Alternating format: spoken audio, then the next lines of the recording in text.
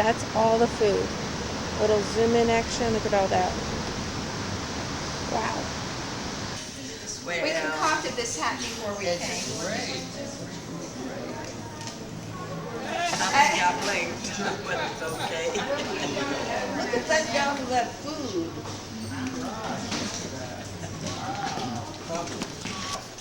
It was on. You could hear it. I'm telling you, it's off. It was on.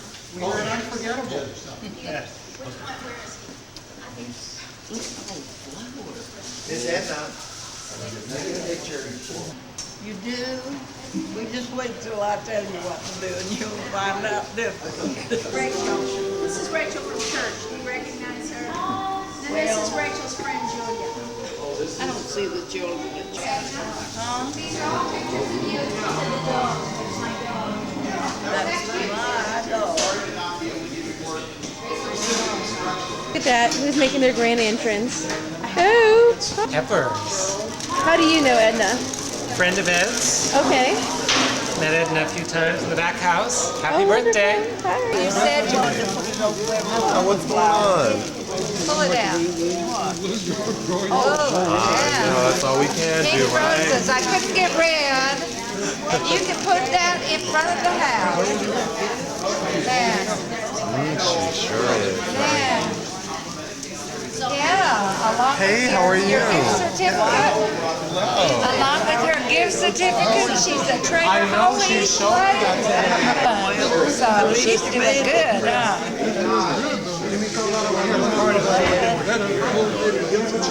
Those are absolutely gorgeous. Once again, now make sure you get the movie of Joel putting the flowers on the table. Here? Actually, Taurus. Oh, in Florence. Okay. Grandma, You look good, that's all I can tell. how are you? Well, for 90, I think I'm doing damn well. You look great in red. Oh, and I absolutely love the picture of you in the bathing suit that Ed sent out in the email. Oh my, isn't that awesome? Loved it. And you look great. I love the hat. Yeah, well, Carol put the flower there real. You see, I didn't have a proper hat. Yeah, that looks absolutely proper. And she fixed it up. Cool. My name is Charlie. I'm her neighbor up the street. Oh, well, tell us about yourself. I have known Edna since she and her family moved into the area. Fred and I, my husband Fred, have lived in this neighborhood since 1965. Wow. Yes, yes. That's right, because I'm usually not home, I'm like working, etc. So I am delighted that we get to come to Oh, we're glad to have you. Very nice of you to come. Thank you so much. We hope you enjoy the wonderful 96-pound pig. Well, I marinated myself. I was going to say we come for two reasons. We come for Edna and we come for the pig. I marinated myself this year. I did. Well, see, the first pig that Ed did, Fred worked with him to marinate it, so we have a vested interest in seeing how this one comes out. Hi, I'm Andy, and Hi, Andy. that's the County USC program. So that's me pretend to be in charge. Edna's first words to me after church were, "You've got great hair."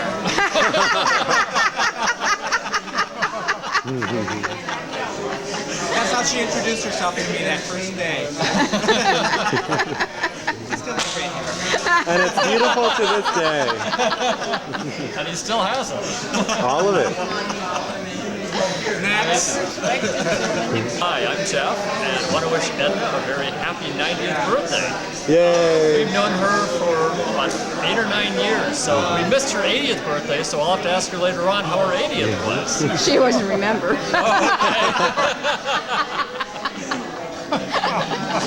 But she's a dear, sweet, honorary thing. That's we love her to death. So we wish her 10, 20, 30 more. Very good. Keep going, Edna. Yay. Walter, your turn. Walter, this call me Walter. Bob. Hi, Bob. Second time you called me that, and I even know you. Well, tell your grandmother have a great one. It only comes once in a while. Maybe the next time will be even better. How many years does she have on you? Oh, that's too many. 20? You get to be 90, why not? I thought you were 95. Grandma, why don't you guys all get into the picture? All three of you.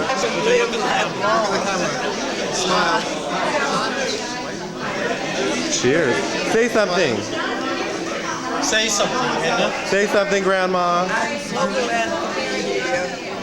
Alive. Of course. Hello, Grandma. I wish you wouldn't keep following me around. How are you? Good. Tell us about yourself. My name is Matthew. Hello, Matthew. I know Ed Garren when he used to work at DCFS. Oh, okay. Yeah, that's where we met, and I've been coming to some of his parties, you know, and I heard about this and I thought I would come. Wonderful. And wish Edna a happy 90th birthday. Well, you enjoy your dinner. Thank you. Good to for the night, for an hour or so. And then what? Then my friend Rosalina is going to take over. And then you're gonna. I get to eat. And then you're gonna go out, huh? Very nice. Yeah. Sounds So, good. how do you know my grandmother? I met Edna through Ed at church. It's hard to miss Ed. It is. And Edna. It is. You're right. You're right. You're But right. they were actually the first two people I ever met at St. Thomas. Oh, where did you move from? No, I've always lived here. Oh, okay. Well, not always, but for a long time I've lived here. Hi, Edna. Happy birthday. Aw. Thanks for the food.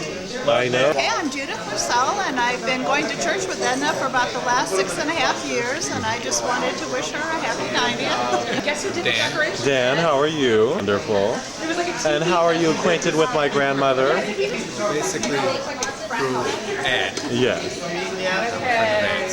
Very good. Well, are you going to get some treats on your plate? Yes, I'm going to put some roast pig because it looks Delicious. You hear me? I did the marinade myself this year. It's so wonderful. You mean I'm not the only one? Well, you're number one. Excuse me? Uh-oh. Excuse me? Uh-oh. Uh-oh. Excuse me? You say he's number one? You say he's, wait a minute, he said he's number one old guy. You're my number one.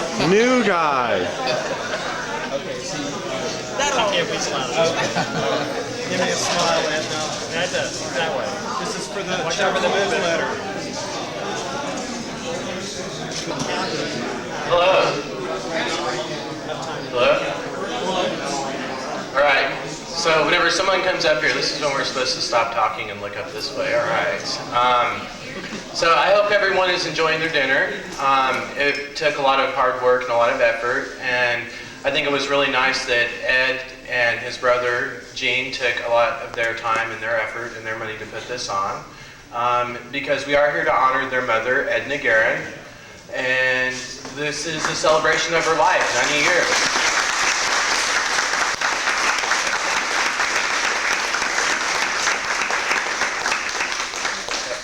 For the next few minutes, we're here to express their best wishes for Edna Garren, and to also maybe share something about Edna that is significant to them, because Edna has been very active in her church and in her community.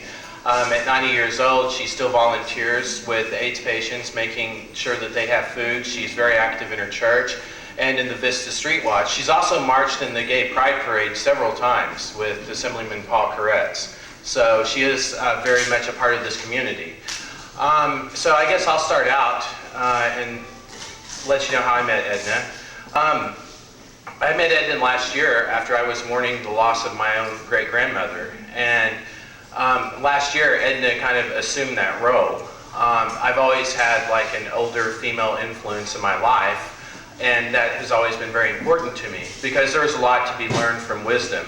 And Edna, whenever I think that my life is bad and that I can't make it through some of the things, then I talk to Edna, and she tells me how she made it through 2 world wars, a depression, the first Bush administration, and how she is continuously learning about life and herself. I think one of the favorite things I like to do with Edna is airplane watch, and that's where we'll be sitting outside, and I'll usually be smoking, and we'll sip lemonade or something, and we'll just be talking, and she'll notice a plane like way up in the sky, and she'll point it out, and her fingers, she'll make them like 2 or 3 inches apart, and she says those planes look like they're about this big, And she told me about the first time she saw an airplane. It was, I guess, back in the 1920s, and how it was crashed. And she told me how primitive it looked, and now she said they just look so complex. But Edna's like lived through a lot of history, and I think it's really cool. And if you don't know Edna that well, or if you're just here for a free meal, then you can always stop by and see her at 1247 North Vista. She's home during most of the day. She loves having visitors, especially if you're younger. So I just want to say happy birthday, Edna, and I wish you many, many more. That I started out at 5:30 this morning trying to get a fire lit outside. And I've mostly been thinking about things related to this event all day. But my mother's been an incredible gift in my life. Actually, both my parents were. Some of you know I'm a shrink, and I spend a lot of time with people who are sorting out a lot of pain in their life, and often from their childhood, and certainly we've all had our share of it. Both of my parents gave us some pretty special gifts. I think the first one was that they stuck it out and made their marriage work no matter what, and that was over 53 years.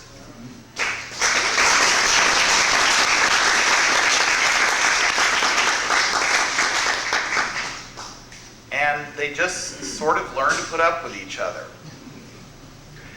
And I think that's really the central part of relationships, is just putting up and sticking it out and making it work no matter what, because there's always going to be a reason to bail. And sometimes there are good and valid reasons to bail, like the other person is just brain dead and is never going to wake up, and they're abusive on top of it. But after all, you picked them, so you need to look at that too. But both my parents had a very high sense of personal integrity, a very strong personal spirituality that not only affected their relationship with God, but also their relationship with other people. My mother's sense of humor is somewhat legendary, and I like to think I inherited a little of it.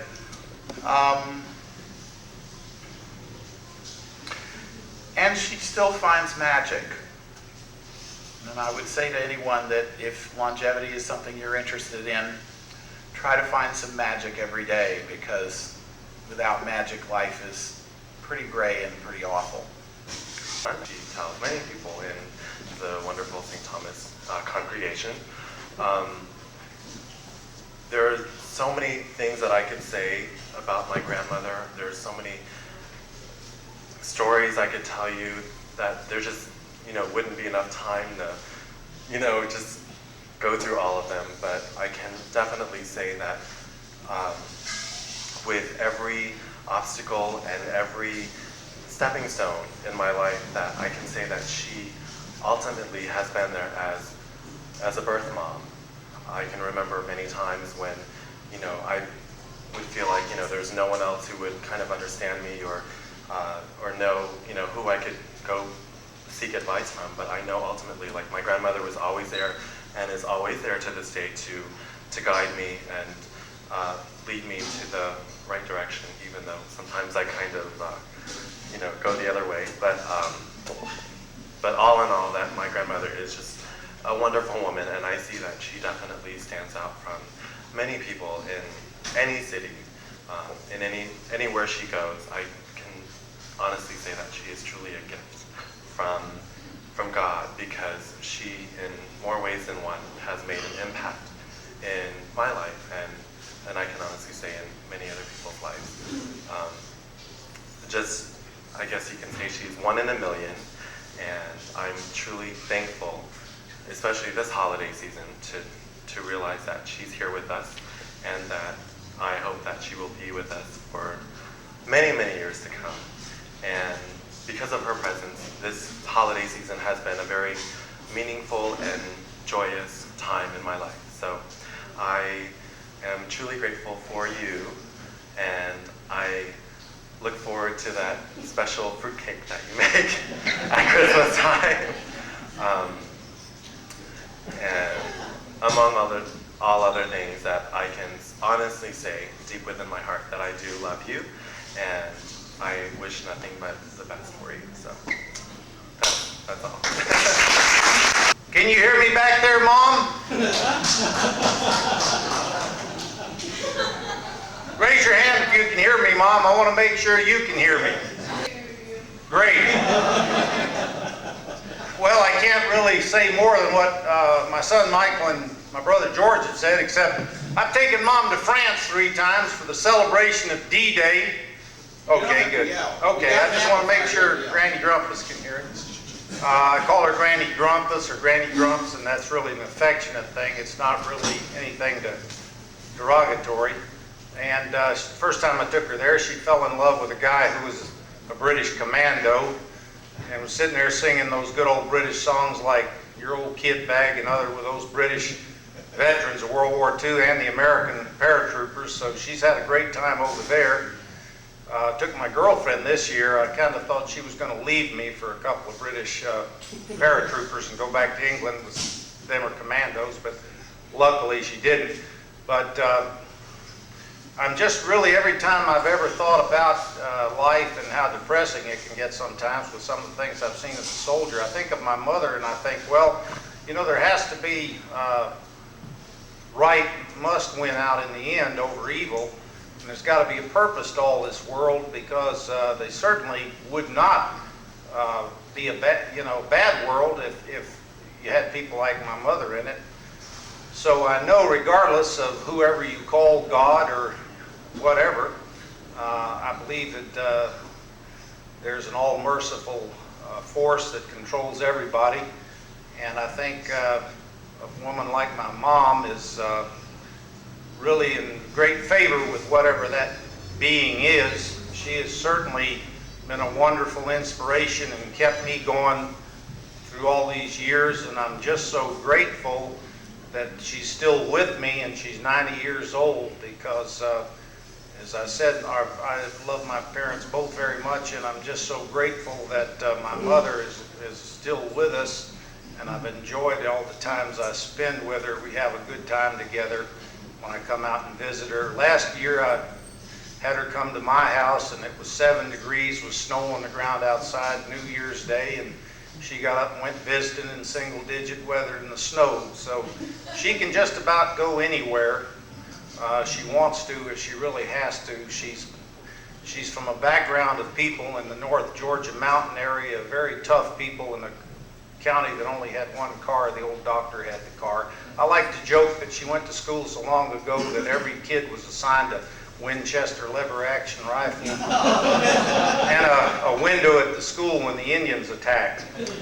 So I can't really say enough about Mom, and I love coming out here and doing the pig roast and stuff like that, and doing a party with Mom. And of course, we photographed the first day of the new century, in which Paul Sasman there was eating black-eyed peas, and I watched that once in a while.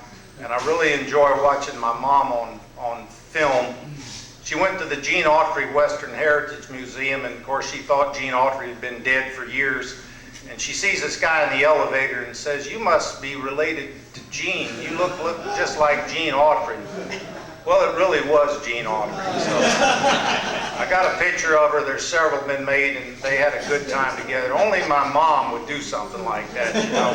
I mean, it's just really interesting. So I can't say enough for Mom. I love you very much. No guy ever had a better mom than dear old Granny Grumpus. And I'm going to leave you everything I got once I die, Mom.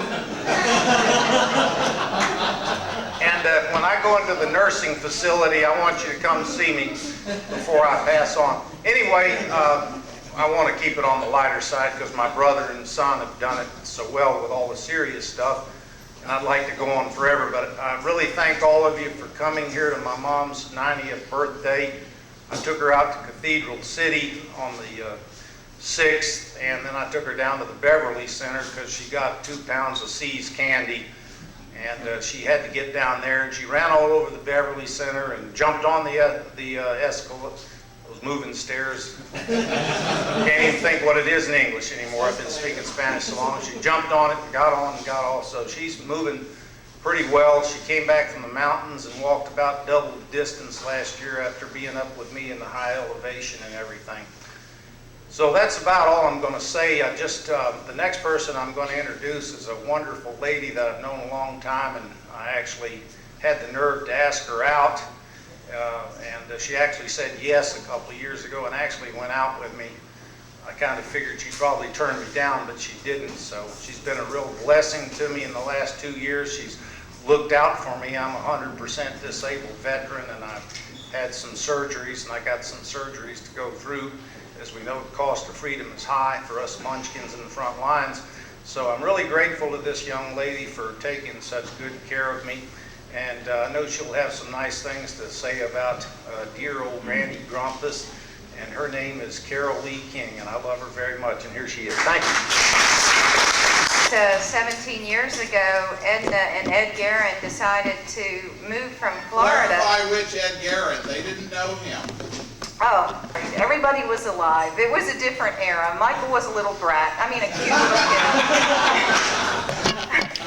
kid. Many, many years ago, they decided to move to Asheville, North Carolina, and they came to what is now the Cathedral of All Souls, also church in Asheville, and we had a church dinner set up much like this, and I sat across the table from she and Ed, and we started this conversation. Well, you all know what it's like to have a conversation with Edna. You should have seen it when it was Ed and Edna. You just say, you know, and it just kept right on going, yeah. And a great friendship began, and we've shared many Christmases and Thanksgivings together and had a great time in Asheville. But I really want to talk to you about the men in her life. I was really lucky because I got to meet Jean, and I got to meet George. Actually came to Asheville, but I'm not sure if I met you then. Ed, little Ed, and of course Michael when he was just a little kid. And we had the very good fortune of being there actually the night that Ed died, her husband, when he died, and spent some time with her. And she stayed in Nashville for a little bit of time. But something really incredible happened after Ed died, because all of a sudden she started forming this huge harem. Now, I don't want you guys to get jealous, but there's a lot of them out there. She knows more men than I got. Now, I'm single too, for goodness sakes. Let's get real here. Every time she walks, somebody just bought her a book in a store. Strange men meet her, and they're in love with her forever. This woman is like a legend when it comes to getting men. I can't figure it. So I say, who's the latest man, Edna?